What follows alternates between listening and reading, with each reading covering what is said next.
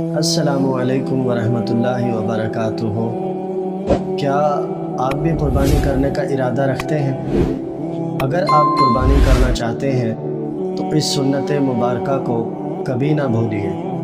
صحیح مسلم شریف کی روایت ہے، نبی رحمت صلی اللہ تعالی علیہ وآلہ وسلم نے ارشاد فرمایا، تم میں سے جو کوئی قربانی کرنے کا ارادہ رکھتا ہو اسے چاہیے کہ وہ ذوالحجہ کا چاند نظر آنے کے بعد ناخن اور بال نہ کاٹے۔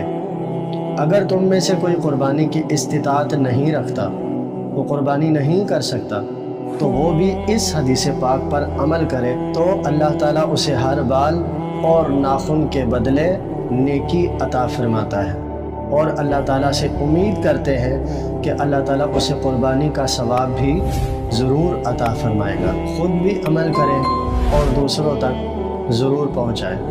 والسلام۔